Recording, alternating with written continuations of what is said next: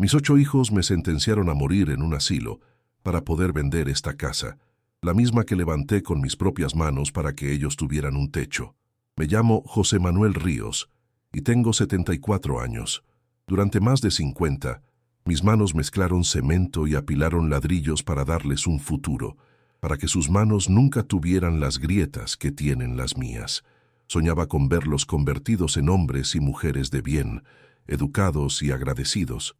Ahora veo que les di todo, menos la capacidad de sentir compasión. Me miran con lástima, como si fuera un mueble viejo que ya no combina con sus vidas modernas. Creen que mi historia se acabó el día que me jubilaron, pero se equivocan. Mi último trabajo, mi obra maestra, apenas está por comenzar. La soledad en esta casa es un ruido ensordecedor. Cada tarde me siento aquí, en esta misma silla, a comer una sopa de fideos, y mis únicos compañeros son los fantasmas de lo que fuimos. En la pared cuelga una foto de mi difunta Elena, rodeada por nuestros 8 hijos, todos con los dientes pelados de risa. Qué lejos se sienten esas carcajadas ahora. En aquel entonces, esta cocina olía a guisos, a tortillas recién hechas y al amor de una familia unida por el esfuerzo. Hoy solo huele a polvo y a recuerdos amargos. Me quedé viudo hace 10 años, pero nunca me había sentido tan solo como ahora, sabiendo que la sangre de mi sangre me ha borrado de sus vidas, dejándome aquí, esperando un final que ellos mismos me han dictado. La peor parte no es el silencio, es la vergüenza, la humillación de saberte una carga, un estorbo para aquellos por quienes dejaste el lomo en la construcción. Mis hijos Ricardo y Laura vinieron anoche. No traían un pastel ni un abrazo por mi cumpleaños. Traían un folleto de un asilo público, de esos lugares grises donde los viejos van a esperar la muerte. «Es lo mejor para ti, papá», dijo Laura, sin atreverse a mirarme a los ojos. «Estarás más cuidado». Sentí cómo el corazón se me hacía un nudo de hielo. Me sentí como un trasto viejo, una herramienta gastada que ya no sirve. El peso de su ingratitud es más grande y más doloroso que cualquier viga de concreto que haya cargado en mi vida. Escucha esta historia hasta el final y dime qué harías tú en mi lugar. Cuéntame también desde qué ciudad me estás escuchando. ¿Acaso en tu tierra también pasa esto? Los hijos se olvidan tan fácil del sudor de su padre. Yo les di mi juventud, mis fuerzas, mis sueños. Renuncié a todo para que ellos fueran alguien. Y ahora cuando mis piernas flaquean y mi vista se nubla, me pagan con el destierro. Me quieren sacar de mi propio hogar para venderlo y repartirse las migajas. Quiero entender en qué fallé, en qué momento el amor que les di se convirtió en esta indiferencia tan cruel. Necesito saber que en algún lugar del mundo todavía hay corazones que entienden de lealtad, pero hay algo que ellos ignoran, un detalle que en su soberbia han pasado por alto. Creen que lo saben todo de mí, del viejo, albañil jubilado con una pensión miserable. Me ven débil, acabado, fácil de manipular.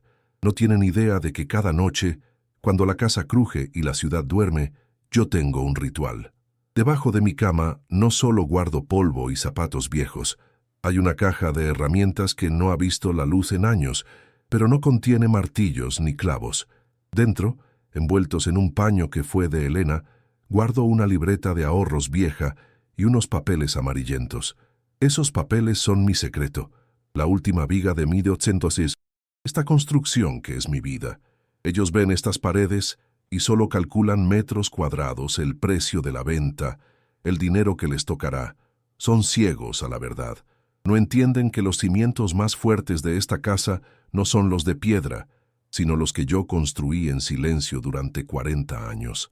Creen que su herencia son estos ladrillos, pero el verdadero legado que les dejaré no es una casa, sino una lección que les costará muy caro aprender, porque descubrirán que el valor de un hombre no está en lo que tiene, sino en la dignidad que nunca pierde, y mi dignidad es así que no está en venta. Pronto, muy pronto, el martillo de la justicia caerá, y no será mi mano la que lo sostenga. Antes de estas paredes, mi mundo era el campo. Crecí con el olor a tierra mojada y el sol rajando la piel. Mis manos no aprendieron a sostener un lápiz, sino el mango de un azadón. No tuve infancia de juegos, sino de jornadas que empezaban antes de que cantara el gallo. La pobreza en mi casa era tan grande que los sueños se morían de hambre. Por eso, siendo casi un muchacho, empaqué mis pocas ropas en un atado y me vine a la ciudad. Buscaba un futuro, un lugar donde el esfuerzo no fuera en vano, donde el sudor se convirtiera en algo más que solo cansancio. Dejé atrás el campo, pero me traje conmigo la única herencia de mi padre, la costumbre de trabajar sin descanso. La ciudad al principio me asustaba. Era un monstruo de ruido, gente y concreto. Me sentía una hormiga en medio de un desfile de gigantes.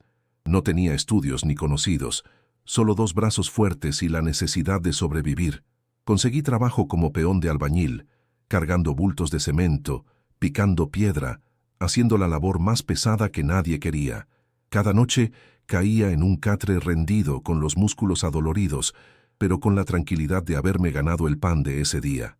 Aprendí el oficio mirando, preguntando, siendo el primero en llegar y el último en irse. La construcción se convirtió en mi escuela y mi refugio, un lugar donde la fuerza bruta podía transformarse en algo útil, en algo que perdurara. Fue en una de esas construcciones donde la vi por primera vez. Elena. Ella trabajaba en una fondita donde los obreros íbamos a almorzar. Tenía una sonrisa que iluminaba el lugar y unas manos ágiles que servían los platos con una gracia increíble. No era una mujer de grandes palabras como yo, pero en su mirada había una bondad infinita. Nos entendimos en silencio. Yo le dejaba una flor silvestre que encontraba en el camino, y ella me guardaba la mejor porción del guisado. Su presencia se convirtió en mi descanso, en el motivo para aguantar las jornadas más duras. Supe desde el primer día que quería construirle un hogar, un nido donde su bondad pudiera florecer sin miedo. Nuestro matrimonio fue tan humilde como nosotros. Una pequeña iglesia, 2 testigos y la promesa de estar juntos en las buenas y en las malas. No hubo fiesta, ni viaje, ni regalos caros.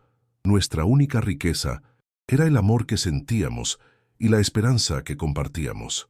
Nos fuimos a vivir a un cuartito de alquiler, con apenas una cama y una estufa, pero en ese pequeño espacio planeamos un imperio.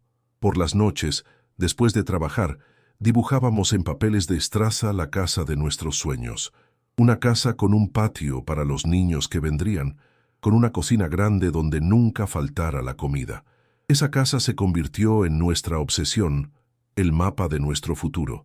Cuando nació Ricardo, el primero, sentí un peso en el pecho que era una mezcla de miedo y orgullo. Sostener a esa criatura tan frágil en mis brazos me cambió para siempre. Ya no era solo José el albañil, era el padre de Ricardo. Cada ladrillo que ponía, cada pared que levantaba en mi trabajo, tenía su nombre. Mi esfuerzo ya no era para mí, era para él, para que sus manitas nunca tuvieran que endurecerse como las mías. Quería darle un apellido del que se sintiera orgulloso, un camino limpio de las piedras con las que yo tropecé. Él fue el primer cimiento de nuestra verdadera familia, la razón por la que cada sacrificio comenzó a tener sentido. Con los ahorros de años de trabajo y privaciones, compramos este terreno. Era un pedazo de tierra en las afueras, donde nadie quería vivir. Pero para nosotros era el paraíso. Mi único día de descanso era el domingo, pero yo no descansaba. Mientras otros iban a misa o al fútbol, yo venía aquí a levantar nuestras paredes, ladrillo a ladrillo, con Elena a mi lado pasándome la mezcla, viendo cómo nuestro sueño tomaba forma. Ella me traía un jarro de café y algo de comer, y nos sentábamos en el suelo a ver el atardecer, imaginando las risas de los hijos que correrían por el patio. Esta casa no está hecha de cemento y varillas, está hecha de esos domingos. Pronto la casa se llenó de ruido y de vida. Después de Ricardo vinieron Laura, y luego los otros 6, 8 hijos. La casa, que parecía tan grande al principio, se nos fue haciendo chiquita. Había que hacer magia para que la comida alcanzara, para que la ropa le sirviera al que venía detrás. Mis días eran una rutina de hierro, del andamio a la casa y de la casa al andamio. Llegaba con el cuerpo molido y la ropa cubierta de polvo de cemento, pero al cruzar la puerta, el cansancio se me olvidaba con los abrazos y el alboroto de mis hijos. Mi vida era un intercambio constante y justo. Yo les daba mi fuerza y ellos me daban su alegría. Los pequeños sacrificios eran el pan de cada día, detalles que ellos seguro ni recuerdan. Sus zapatos de la escuela, por ejemplo. Cuando ya no daban más, yo me pasaba la noche cosiéndolos, pegando las suelas con ese pegamento fuerte que usaba en la obra, poniéndoles pedazos de cuero para que aguantaran un mes más. Todo para que ellos pudieran comprar los suyos nuevos. Con los diarios viejos que me regalaba el ingeniero de la obra, les enseñaba las letras por la noche, porque los libros eran un lujo que no siempre podíamos darnos. Su educación era mi obsesión. Yo no quería que fueran albañiles. Quería que fueran doctores, abogados, gente importante. Recuerdo una vez que pasé meses mirando una pequeña radio en el escaparate de una tienda. Soñaba con poder escuchar los partidos de fútbol los domingos, tener un poco de compañía mientras trabajaba en la casa. Había ahorrado el dinero, moneda a moneda, pero justo entonces Laura necesitaba un uniforme nuevo para un desfile de la escuela y a los gemelos les pidieron una lista de útiles que parecía interminable. No lo dudé ni un segundo. El dinero de mi radio se fue en sus cosas. Ver la cara de felicidad de mi hija con su uniforme nuevo valió más que todos los goles del mundo. La alegría de un padre es así, se alimenta de la felicidad de sus hijos. Mi Elena era la verdadera arquitecta de nuestro hogar. Ella era la que hacía que el dinero se estirara como si fuera de hule. Con un puñado de verduras y algo de carne, hacía un guiso que nos sabía a gloria. Era la enfermera que curaba los raspones, la jueza que resolvía las peleas y la guardiana de mi descanso. Dejen a su padre, que viene muy cansado, les decía con una firmeza que nadie se atrevía a desafiar. Éramos un equipo. Yo levantaba las paredes y ella construía el hogar que iba dentro. Sin su fuerza silenciosa, sin su administración milagrosa, esta familia se habría derrumbado como un castillo de naipes. El sacrificio más grande, el que me dolió en el alma, fue vender el terrenito que me habían dejado mis padres en el pueblo. Era lo único que me conectaba con mis raíces, con mi propia historia. Pero Ricardo, mi hijo mayor, era brillante. Tenía la oportunidad de ir a la universidad, de ser el primero de la familia con un título. Una noche, Elena y yo nos sentamos en la cocina y no dormimos. Vender esa tierra era como vender un pedazo de mi pasado, pero entendimos que era la única semilla que podíamos plantar para que el futuro de todos floreciera. Era un acto de fe, una apuesta por él. Le entregué el dinero de la venta a Ricardo con las manos temblorosas. «Esto es para que estudies, mijo», le dije, «para que te conviertas en un hombre de provecho y abras el camino para tus hermanos. No nos falles». En sus ojos vi una promesa, o quizás fue lo que yo quise ver. Creía ciegamente que estaba construyendo un puente, que su éxito sería el de todos. Estaba invirtiendo el último pedazo de mi herencia personal en una herencia familiar. Estaba seguro de que había plantado un árbol de gratitud, sin saber que, con los años, en lugar de sombra y frutos, solo me daría la más amarga de las decepciones. Todo se empezó a derrumbar el día que enterré a mi Elena. Mientras ella vivió, fue el pegamento que nos mantuvo unidos. Su sola presencia bastaba para llenar la casa de respeto y de orden. Ella era el centro, el sol alrededor del cual todos girábamos. Cuando se fue, la casa se quedó a oscuras y el frío se metió por las grietas que su ausencia dejó en las paredes y en mi alma. Los primeros meses, mis hijos venían, me traían comida. Se sentaban un rato conmigo en silencio, pero el luto para ellos duró poco. Pronto volvieron a sus vidas, a sus trabajos, a sus propias familias, y yo me quedé aquí, solo, en una casa que de repente se sentía gigantesca y ajena, un mausoleo lleno de sus risas pasadas. Poco a poco, las tradiciones que Elena había instaurado con tanto amor se fueron muriendo. La más sagrada era el almuerzo de los domingos. Yo me levantaba temprano, preparaba la mesa grande, la que construí para que cupiéramos todos, y esperaba. Al principio venían casi todos. Luego empezaron las excusas. «Papá, tenemos un compromiso. Este domingo no podemos», surgió algo. Llegó un día en que el teléfono ni siquiera sonó. La comida se quedó servida en la mesa, enfriándose igual que mi esperanza. Dejé de poner la mesa grande. Empecé a comer solo, en la cocina, para no tener que ver todas esas sillas vacías que me gritaban su abandono. Las llamadas telefónicas se convirtieron en un trámite, en una obligación que cumplían de afán. Ya no eran para conversar, para saber de mí. Eran interrogatorios rápidos. ¿Cómo está, papá? ¿Se tomó las pastillas? ¿Comió bien? Bueno, qué bueno. Lo llamo después, que ando ocupado. Podía escuchar el ruido de sus vidas al otro lado de la línea. Los niños, la televisión, el apuro. Yo era una pausa en su día, una tarea más en su lista de pendientes. Colgaba el teléfono y el silencio de la casa me golpeaba con más fuerza que antes. La soledad no es la ausencia de gente, es la ausencia de interés, de cariño verdadero. Ricardo, mi hijo mayor, el que recibió el dinero de mi tierra, se convirtió en un ingeniero importante, tal como yo había soñado. Pero cada peldaño que subía en su vida profesional era un kilómetro más de distancia que ponía entre nosotros. Se mudó a un barrio elegante, de casas con rejas altas y jardines perfectos. Sus visitas se volvieron esporádicas, casi como inspecciones. Recorría mi casa con una mirada crítica, señalando la humedad en la pared, el piso gastado. Ya no veía el hogar donde creció, sino un montón de defectos, un recordatorio de la pobreza de la que él había logrado escapar. Se avergonzaba de sus propias raíces. Y luego llegó Beatriz, su esposa.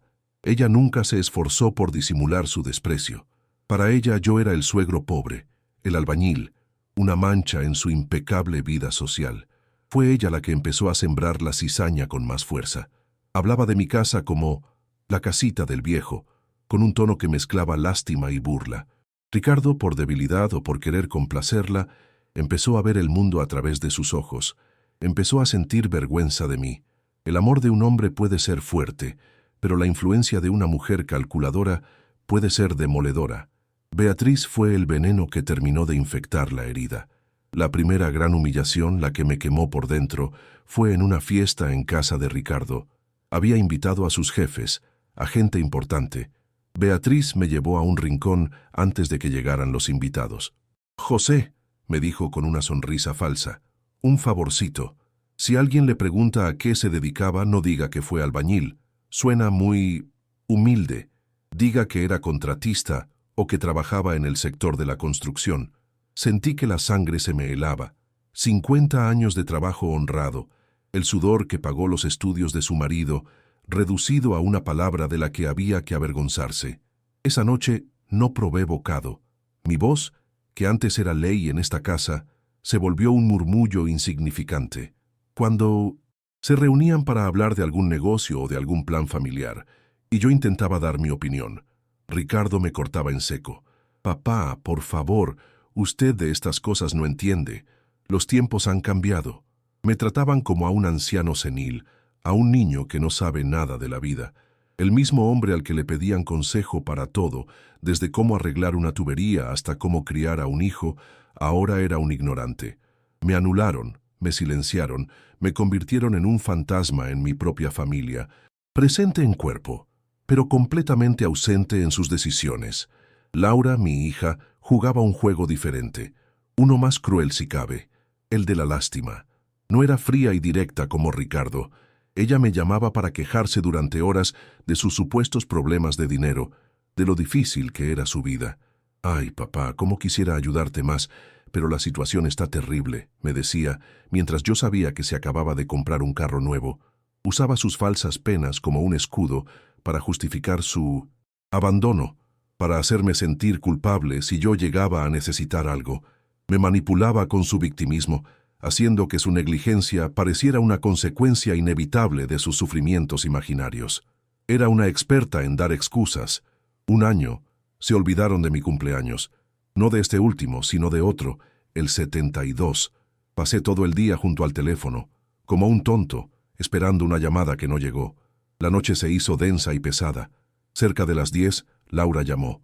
«Papá, feliz cumpleaños». «Perdóname, mija, con tanto problema se me fue el santo al cielo por completo». No fue el olvido lo que me dolió, sino la ligereza de su excusa.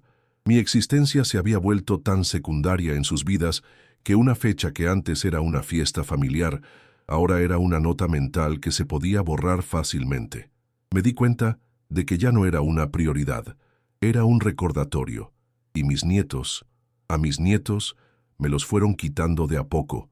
Eran mi única alegría, la luz que todavía entraba por la ventana. Pero empezaron a poner pretextos para no traerlos. Es que la casa es muy vieja, papá, y los niños son muy tremendos, pueden romper algo.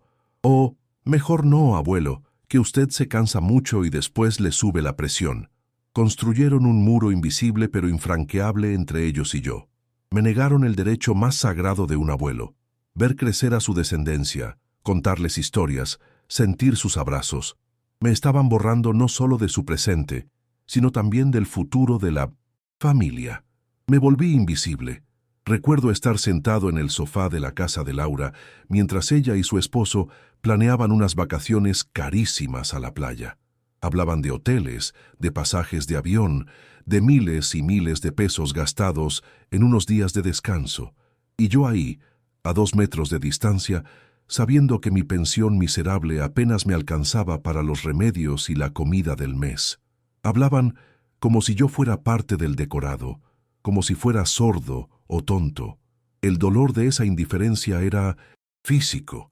Era como si mi cuerpo ocupara un espacio, pero mi ser, mi persona, ya no existiera para ellos. Los otros 6 hijos fueron cómplices con su silencio. Veían el desprecio de Ricardo, escuchaban las humillaciones de Beatriz, conocían las manipulaciones de Laura, pero ninguno, ni uno solo levantó la voz para defenderme. Se dejaron arrastrar por la corriente de los hermanos mayores, quizás por miedo a perder su favor, o simplemente por la comodidad de no buscarse problemas. Su pasividad fue una traición en sí misma, porque el que ve una injusticia y no hace nada para detenerla, se convierte en parte de ella. Su silencio fue el martillo que clavó los últimos clavos de mi ataúd emocional. La casa también empezó a sentir el abandono. Una gotera que antes hubiera arreglado en una mañana, ahora me tomaba una semana. Una baldosa rota en el piso se quedaba así por meses. Yo ya no tenía las mismas fuerzas, y mi pensión no daba para pagarle a nadie. Para ellos, el deterioro de la casa era la prueba definitiva de que yo ya no podía valerme por mí mismo. Era la excusa perfecta para justificar sus planes. Pero para mí, cada grieta en la pared, cada mancha de humedad, era un reflejo de cómo se estaba desmoronando nuestra familia. La casa y yo estábamos envejeciendo y derrumbándonos juntos. La tristeza se me empezó a meter en los huesos. El médico me decía que mis dolores eran cosas de la edad, artritis, reuma, pero yo sabía que no era solo eso. El cuerpo duele cuando el alma está enferma. La soledad crónica, la falta de un abrazo, de una palabra de cariño, todo eso se convierte en un dolor físico, en un cansancio que no se quita durmiendo. Me sentía débil, no solo por los años, sino por el peso del desamor. Estaba convencido de que la ingratitud de mis hijos me estaba enfermando más rápido que cualquier otra dolencia. La Navidad de hace 2 años fue la confirmación de todo. Con la poca plata que tenía, preparé una cena sencilla, un pollo al horno, como le gustaba a Elena. Me senté a esperar, ilusionado con la idea de que quizás, por ser Nochebuena, se acordarían de mí. Nadie vino, nadie llamó. Me comí un pedazo de pollo frío a la medianoche, escuchando los fuegos artificiales de los vecinos. Al día siguiente, una de mis nietas subió una foto a esas redes sociales. Estaban todos, la familia completa, sonriendo en la casa lujosa de Ricardo. Habían celebrado juntos, y a mí, simplemente, no me habían invitado. En ese momento, se me cayó la última venda de los ojos. Dejé de buscarles justificaciones. Dejé de decirme a mí mismo: están ocupados, tienen sus propios problemas. Lo vi todo con una claridad que dolía como una cuchillada. No era olvido, era una decisión consciente y colectiva de sacarme de sus vidas, de tratarme como a un estorbo que era mejor mantener a distancia.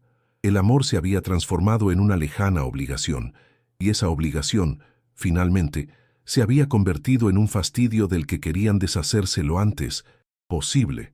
Y así, empecé a entender su lógica fría y calculadora. Para ellos, yo ya no era su padre. Era un problema que había que resolver. Mi casa ya no era el hogar que los vio nacer, era un activo inmobiliario. Mi vejez no era una etapa que mereciera respeto y cuidado, Era una carga financiera y emocional. No querían cuidarme, querían administrarme, liquidarme. Esta comprensión, helada y brutal, me preparó para lo que vendría después. El dolor dio paso a una especie de calma terrible. La calma de quien ya no espera nada y por lo tanto ya no puede ser decepcionado. El golpe final llegó el día que cumplí 74 años. Ingenuo de mí. Todavía guardaba una pequeña brasa de esperanza. Quizás hoy sí, me decía. Quizás hoy se acuerden de su viejo. Esperé todo el día. Miré la puerta, miré el teléfono. Nada. El sol cayó y con él mis últimas ilusiones. Entonces aparecieron. Ricardo y Laura. No traían un pastel, no traían un regalo, ni siquiera una sonrisa. Sus rostros eran máscaras, de una seriedad que helaba la sangre. Entraron a la casa, su casa, la casa que los vio nacer, no como hijos que visitan a un padre, sino como dos buitres que vienen a reclamar su presa. La atmósfera se llenó de una tensión insoportable. Fue Ricardo, el hijo por el que vendí mi tierra, el que habló primero. Sacó de un portafolio un folleto brillante y lo puso sobre la mesa. «Papá, hemos hablado todos los hermanos», dijo, con una voz que no reconocí, una voz de gerente, no de hijo. «Hemos decidido que ya no puedes seguir viviendo solo. Es un riesgo para ti y una preocupación constante para nosotros». Laura asintió, mirando un punto fijo en la pared. Abrí el folleto. Era de un asilo de ancianos público. Las fotos mostraban pasillos grises y viejos con miradas perdidas. Sentí que el aire me faltaba, que el suelo bajo mis pies se había convertido en arena. Con el corazón hecho pedazos, apenas pude susurrar una pregunta. ¿Esta casa, la que construí con mis propias manos? Quería que me miraran, que vieran el dolor en mis ojos, pero no lo hicieron. Laura, con la vista todavía clavada en la pared, añadió, «Es lo mejor para ti, papá. Allí estarás más cuidado y nosotros más tranquilos». Ricardo dio el golpe de gracia. «Además, la casa es lo único de valor que tienes. Hemos decidido venderla para cubrir los gastos del asilo y lo que sobre, pues, se reparte entre todos. Es lo justo. Lo justo. Llamaban justicia a despojarme de mi hogar, de mis recuerdos, de mi dignidad, para sentenciarme al olvido. Pero aquí es donde la historia da un vuelco. Aquí es donde su plan perfecto, su fría contabilidad, se topa con una pared que no vieron venir. Porque ellos, en su arrogancia, solo veían a un viejo albañil, pobre y acabado. No tenían idea de que en la vieja caja de herramientas bajo mi cama yo no guardaba recuerdos, sino un poder que nunca imaginaron. Creyeron que mi único capital eran estos ladrillos, cuando mi verdadera fortuna había crecido en silencio, lejos de sus ojos codiciosos, durante más de 40 años. Su mayor error fue subestimarme. Pensaron que me estaban despojando, cuando en realidad solo me estaban dando el empujón que necesitaba. Todo comenzó una noche de tormenta, hace más de 40 años. Yo salía tarde de una obra cuando vi un carro de lujo detenido en el camino de tierra, algo nunca visto por allí. Un muchacho joven, extranjero, luchaba con el motor bajo una lluvia torrencial. Estaba desesperado. Los otros obreros pasaron de largo, riéndose de él. Pero yo no pude. Mi padre me enseñó que la decencia no entiende de idiomas ni de clases sociales. Me acerqué, le ofrecí mi ayuda. Él, con su español a medias, aceptó con un alivio que le iluminó el rostro. No sabía que esa noche cambiaría mi vida para siempre. Trabajé durante horas bajo la lluvia. Usé mis herramientas, mis mañas de mecánico aficionado, todo lo que sabía.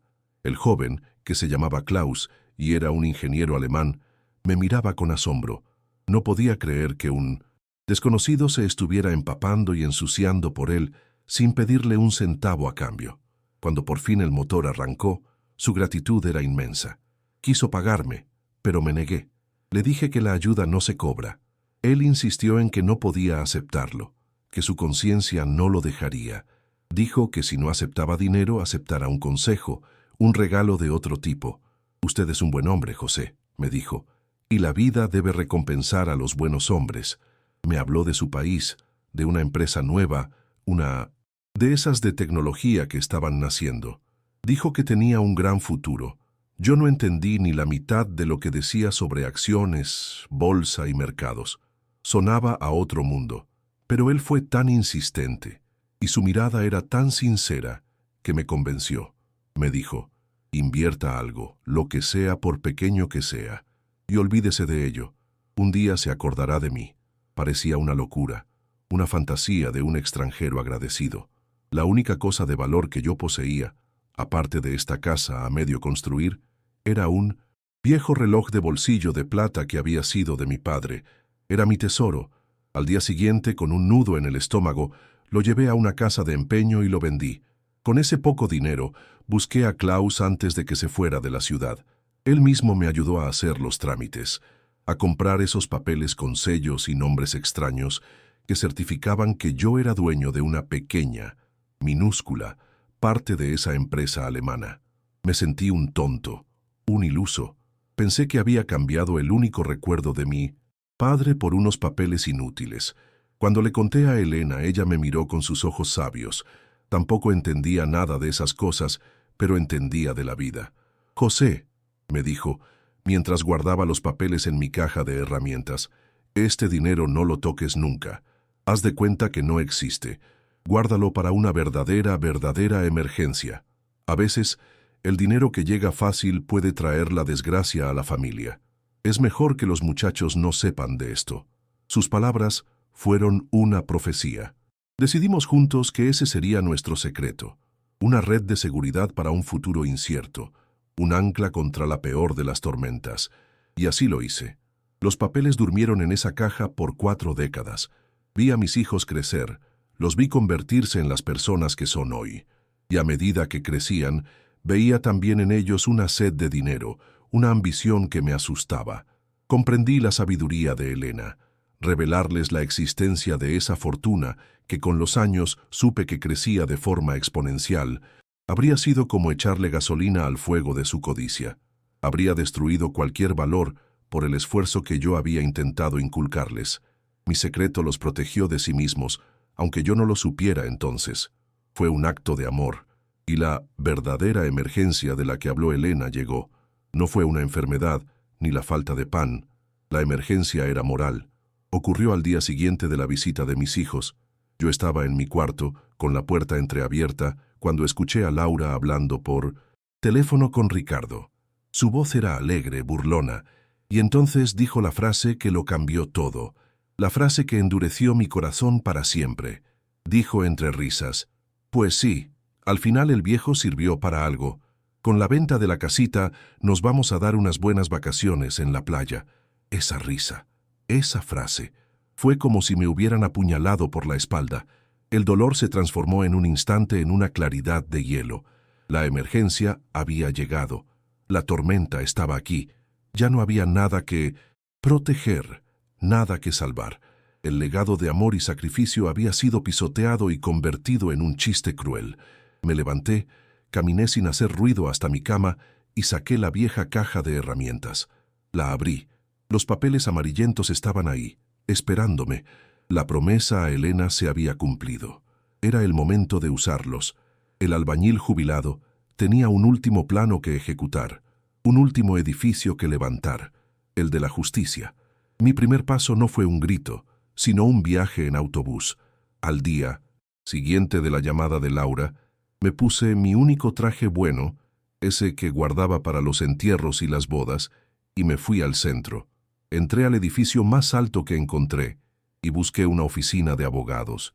Me recibió un licenciado joven, con una mirada que pasó de la curiosidad por mis manos de obrero al más puro asombro cuando puse los viejos papeles sobre su escritorio de caoba.